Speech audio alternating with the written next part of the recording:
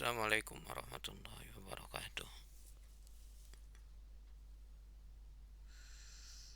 Alhamdulillah, salatu wassalamu ala rasulillah wa ala alihi wa sahbihi wa mawalah. Asyhadu an la ilaha illallah wahdahu la syarikalah wa asyhadu anna muhammadan abduhu wa rasuluhu la nabiyya ba'dah amma ba'du. Rabbi sholli sadri wa yassirli wahlul 'uqdatam min lisani.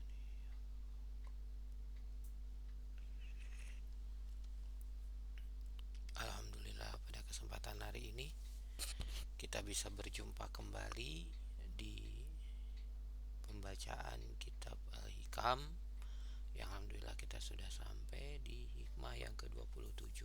La tatlubu minhu ayyukhrijaka min halati liyastamilaka fi ma siwaha falau aradaka lastamalaka min ghairi ikhraj.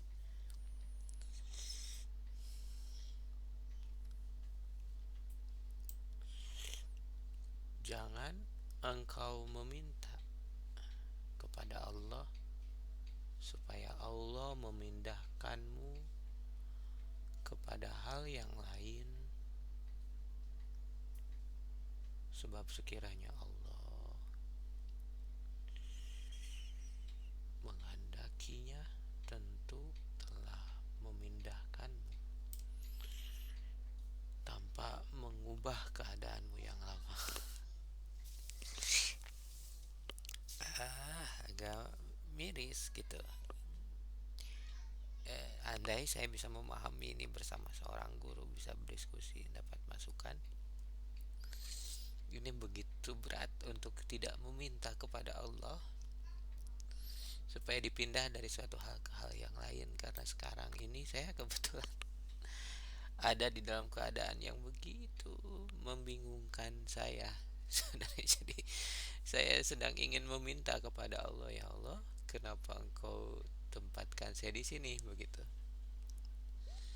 Tetapi di sini saya Ibnu Athaillah bilang kepada saya, khususnya kepada kita juga umumnya, jika Allah menghendaki kita untuk pindah, maka Allah pasti telah memindahkanmu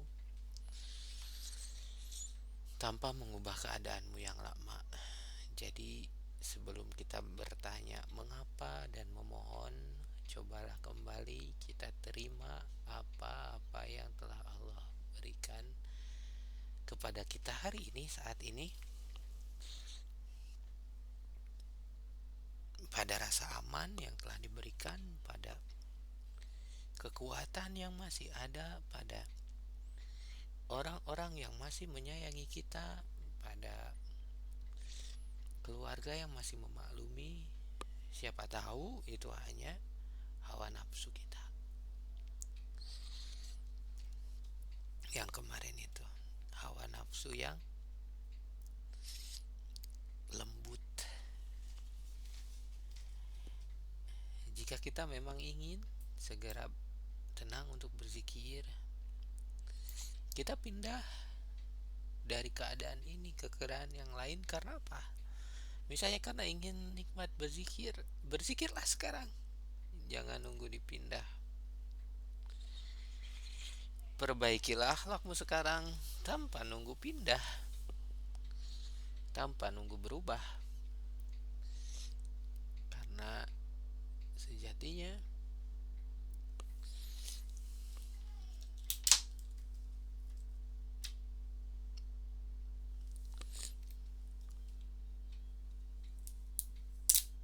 jikapun kita berpindah sekarang,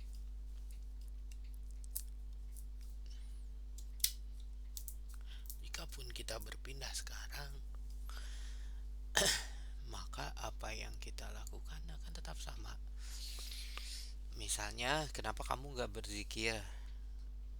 Ya, karena saya lelah pulang kerja, saya pusing karena takut sama atasan saya misalnya, karena ada masalah keluarga yang belum terselesaikan, sehingga kepala saya, hati batin saya itu belum siap misalnya. Atau mengapa kamu belum uh, berzikir? Misalnya uh, karena saya masih perlu mencari dunia gitu ya. Nah, jangan mengubah misalnya nunggu-nunggu uh, urusan rumah tangga selesai, nunggu-nunggu anak udah besar, nunggu-nunggu ada keluarga yang baik, nunggu-nunggu ada di rumah yang lebih bagus, nunggu-nunggu waktu yang lebih lapang. Masalahnya adalah berbuat baiklah apapun keadaanmu saat ini. Karena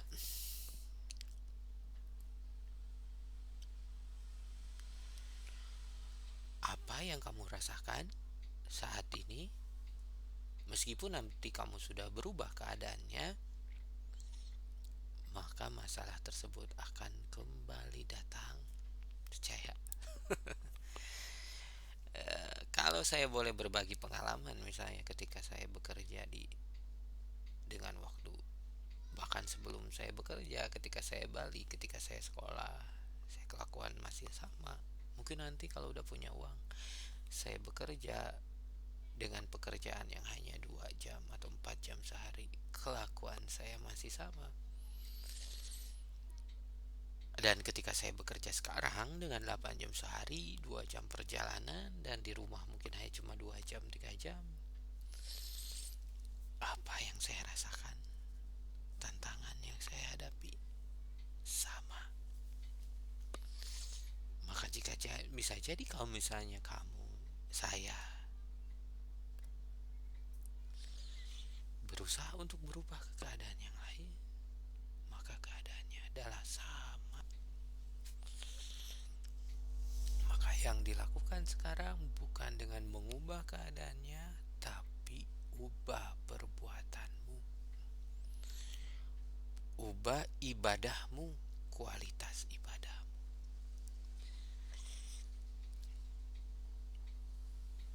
Ada sebuah hikayah di sini. Ada seorang solih biasa bekerja dan beribadah. Lalu ia berkata, ini solehnya mungkin bukan saya, tapi ya saya masih bekerja gitu ya. Di sela-sela saya berusaha untuk beribadah. Mungkinkah ini sama dengan saya atau Anda atau siapapun yang mendengarkan? Kita coba baca pada kalimat selanjutnya. Ia berkata, andaikan aku bisa mendapatkan untuk tiap hari 2 potong roti, niscaya aku tidak susah bekerja dan bisa terus ibadah. Kemudian ia tertuduh, dan karenanya ia harus masuk penjara. Dan dia tiap hari ia menerima 2 potong roti. Kemudian setelah beberapa lama ia menderita dalam penjara, ia berpikir, bagaimana sampai terjadi demikian ini? Tiba-tiba teringat dalam perasaannya, engkau dulu minta 2 potong roti dan tidak minta selamat. Maka kami, kata Allah, memberikan permintaanmu. Jadi jangan minta, aduh coba gak usah kerja misalnya ya, nanti malah gak dapat kerjaan. Coba berdoanya itu, semoga bisa lebih baik dalam ibadah, tahajud, mendidik anak-anak, dan apapun kualitas-kualitas ibadah yang beraneka ragam yang Anda inginkan dalam kehidupan Anda. Setelah itu, orang soleh itu minta ampun dan membaca istighfar. Maka ketika itu pula pintu penjara terbuka dan dilepas dari penjara. Sebab Allah menjadikan manusia dengan segala hajat kebutuhannya, sehingga tidak usah manusia khawatir atau ragu atau jemu terhadap suatu pemberian Allah. Meskipun berbentuk penderitaan, balahi pada lahirnya, hakikatnya semua yang kita terima itu adalah nikmat yang besar bagi siapa yang mengetahui hakikatnya. Sebab tidak ada sesuatu yang tidak terbit dari rahmat karunia dan hikmah Allah Ta'ala. Masya Allah. Rinding kah? Pengen nangis. Apapun yang diterima saat ini dari Allah, hakikatnya adalah nikmat yang besar bagi siapapun yang tahu hakikatnya. Sebab tidak ada sesuatu yang tidak terbit dari rahmat, karunia, dan hikmah Allah Subhanahu wa Ta'ala. Masya Allah, cukup. Kayak udah mikir, ya Allah cukup. Ini aja tuh udah.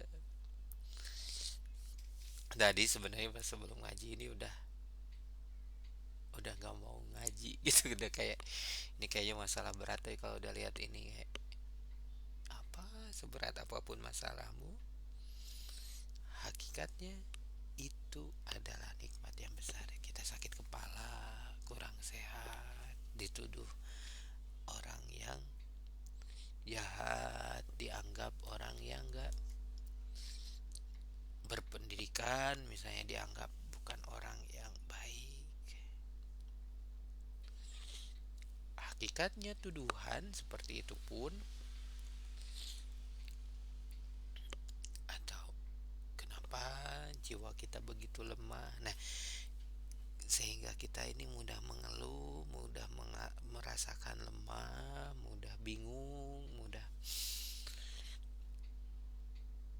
Nah, keadaan seperti itu pun hakikatnya itu adalah nikmat yang besar dari Allah. Karena apapun yang kita terima, astagfirullahaladzim, itu adalah nikmat yang besar dari Allah Subhanahu wa Ta'ala. Sahabat taklim dimanapun berada, mari kita lanjutkan.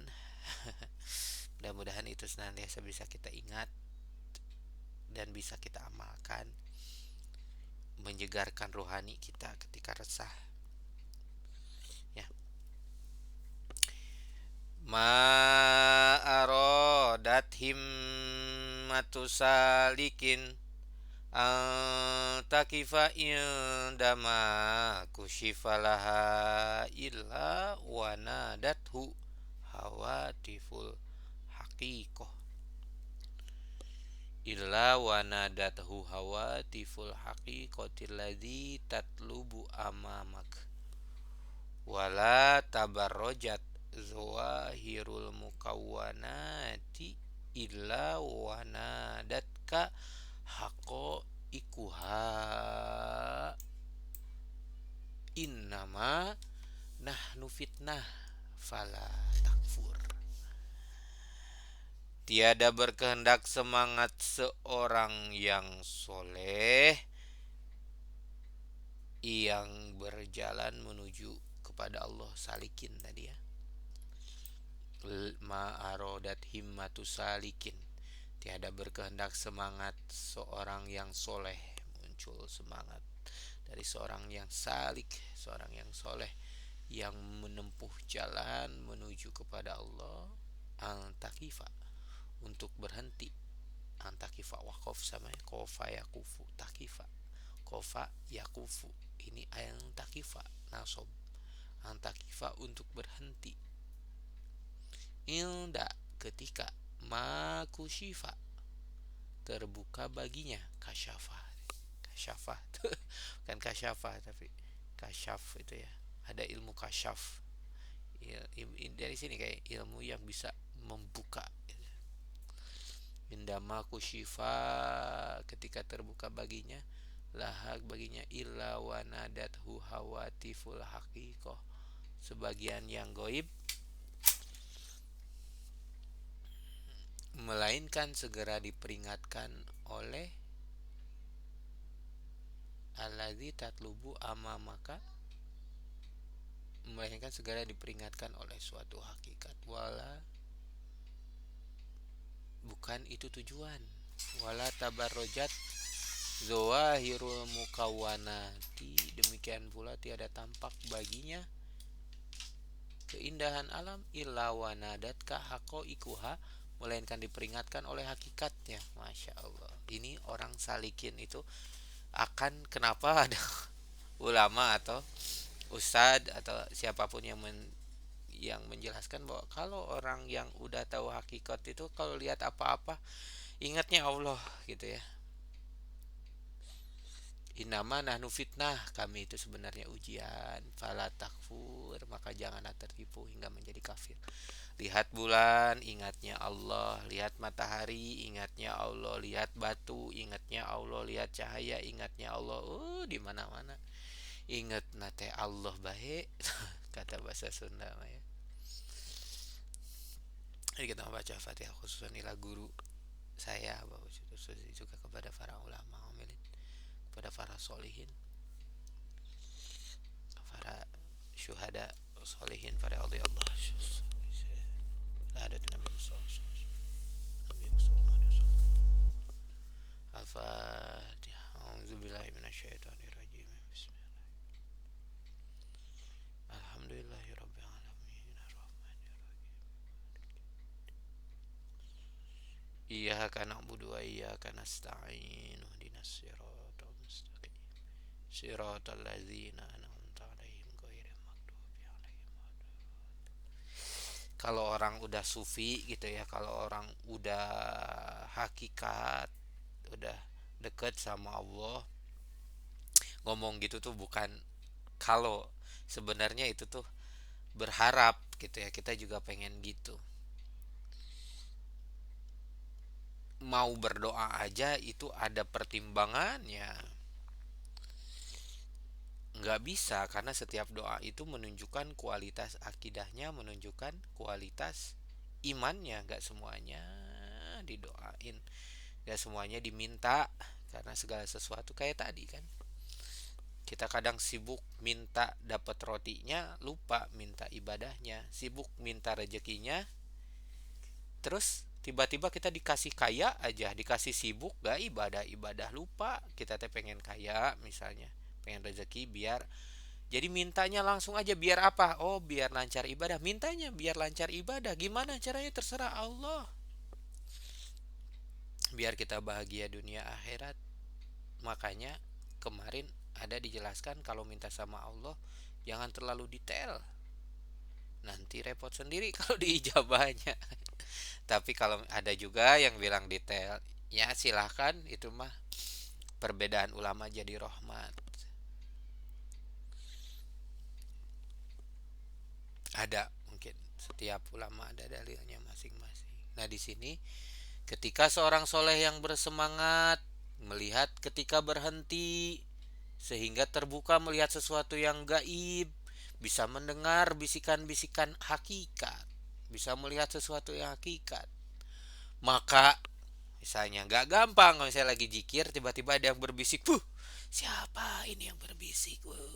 Udah kamu gak usah sholat. Ingat itu mah bukan tujuan. Teruslah berjalan ke depan. Selama kita belum meninggal mah terus aja ibadah. Jangan didengar bisikan-bisikan kayak gitu. Misalnya kita mendengar sesuatu yang gaib. Demikian juga kalau misalnya kita masih melihat sesuatu yang dohir, masih melihat sesuatu yang alamiah gitu ya, maka itu semua pun sebagai ujian. Abu Hasan At-Tustari berkata, di dalam jalan menuju kepada Allah jangan menoleh kepada yang lain. Tiba-tiba lagi berzikir enak-enak, dikasih kekayaan, malah sibuk nyari duit. Pergunakan selalu zikir ini kepada Allah sebagai benteng pertahananmu, sebab segala sesuatu selain Allah itu akan menghambat perjalananmu. Jangan ngerasa ketika kita udah enak ibadah nih, ngaji itu udah enak nih, udah dapet rezeki yang nggak disangka-sangka. Jangan berhenti ngajinya di situ, jangan berhenti zikirnya di situ, karena itu bukan tujuan.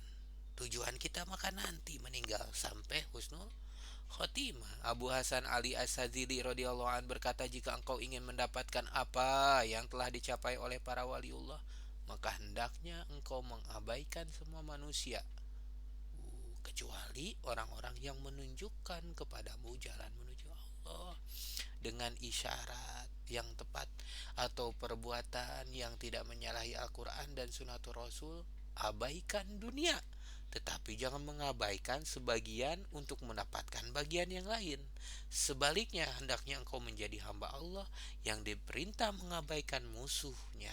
Apabila engkau telah dapat melakukan dua sifat ini, yaitu mengabaikan manusia dan dunia, Masya Allah, ulah.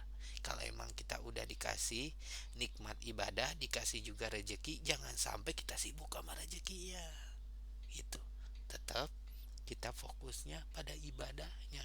Jangan sampai kita tuh malah keenakan gitu sama apa yang diberikan oleh Allah. Sebab apa yang diberikan oleh Allah itu pun juga ujian.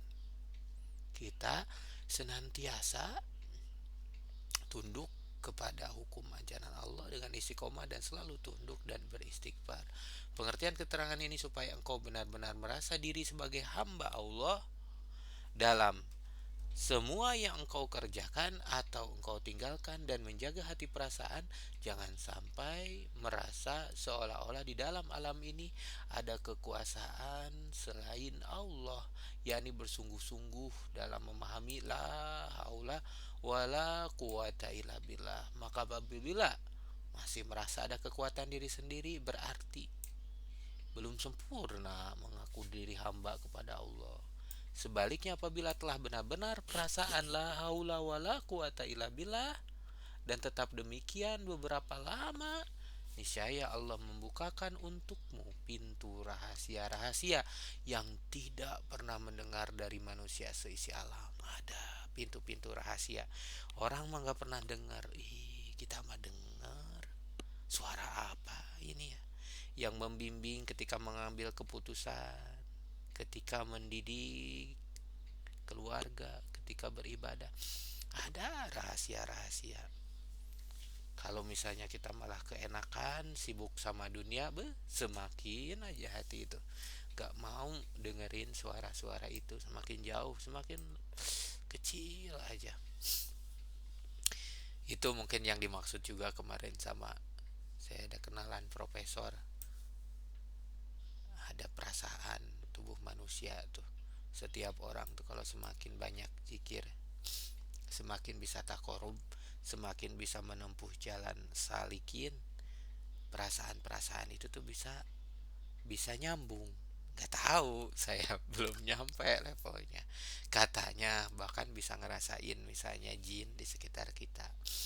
Ada orang-orang yang masih, bahkan ada dulu kan ustaz gitu yang menjelaskan tentang orang yang hidup gimana mencoba orang yang meninggal gimana caranya mencoba mengkomunikasi sama kita. Kan kadang dijadikan show gitu ya. Ada yang bilang itu trik, ada yang bilang itu benar. Ada kemampuan berkomunikasi dengan yang goib. Berbagai macam teori, ada yang secara saintifik, ada yang secara metafisik. Wallahu a'lam, kita mah nggak tahu. Tapi berdasarkan pengalaman para ulama mah ada jalannya, ada jalannya. Salah satunya itu, jangan sampai kita itu mudah tertipu dunia. Kalau dalam bahasa Sunda kemarin ibaratnya, tong gampang katipu ku panondohir, singgera dihirupkeun pameh, ame urang bisa ngarasakeun panon batin gitu. Jangan sampai apa yang kita lihat, apa yang kita pikirkan, apa yang kita anggap prasangka itu malah membutakan ilham-ilham yang Allah Subhanahu wa taala kirimkan kepada kita. Jadi di sini saya Ibnu Athaillah pun menjelaskan ada jalan buat orang salikin untuk hal-hal tersebut. Dan ingat, kalau misalnya kita bertemu dengan hal seperti itu, ternyata suatu saat kita tuh bisa merasakan gitu ya. Bisa, benar ternyata gitu ya. Apa yang menjadi misalnya ada ilham, kita ikuti ilham tersebut, ternyata benar. Jangan sampai kita merasa tertipu, malah digunakan sebagai sesuatu yang disombongkan, Ternyata oh banyak bisa pengaruh buat orang lain. Enggak, para salikin nggak kayak gitu, nggak dipakai. Ingat kemarin nggak dipakai buat apa, ibaratnya buat supaya tenar, nggak dipakai biar biar bisa mempengaruhi orang lain, apalagi dipakai buat pemilu misalnya, buat mempengaruhi orang lain biar suara pilpres. Walau alam, adakah ada mungkin di mana dalilnya? Walau alam, kita belum sampai ke bab yang gitu. Tapi di sini nasihat pertama yang kita dapatkan, jangan sampai kita mudah berpaling gitu ya, tetap kita rajin zikir ibadah. hmm, Jangan dibentur-benturkan ya. Kalau misalnya itu ulama yang itu gitu, ulama yang ini gitu, gimana ini saya ikut yang mana? Jangan bingung, silahkan aja ikuti. Ya ulama ya untuk kita ikuti, tapi ikuti yang ulama dunia jika menurut ulama dunia, ulama akhirat jika menurut kita benar, silahkan diikuti. Kalau menurut kita salah, apa yang kita pelajari tentang Al-Quran dan Sunnah itu salah, jangan diikuti. Demikian apa yang bisa saya sampaikan. Tadi ada dua hikmah yang kita pelajari. Yang pertama, ingat jangan minta dipindahkan sama Allah dari suatu kondisi ke kondisi yang lain. Tadinya orang sibuk kerja, tiba-tiba minta dipindahin. Coba saya tuh, misalnya sekarang pasif income, gimana kalau misalnya saya dapat pasif income, saya mungkin bisa ibadah. Jangan minta pasif income-nya, mintanya bisa ibadahnya. Nanti dikasih pasif income. Misalnya kita dikasih dikasih uang pensiunan, gak kerja gak apa. Eh, itu jangan sampai kayak tadi orang yang di penjara ya. Yang kedua tadi, ingat, jangan sampai mudah teralihkan ketika bisa mendapatkan hawatiful hakikoh. Hawatiful hakikoh bahasa di sini. Hawatif itu suara yang lembut dari kehakikatan. Hawatiful hakikoh. Telepon makanya sebutnya sebut nanti hatif. Suara gaib sebenarnya telepon itu udah bahasa Arab. Yang kedua, jangan sampai kalau misalnya kita melihat yang zohir, kita pun bisa melihat hakiko hako ikuha, bisa bisa juga itu melihat hakikatnya.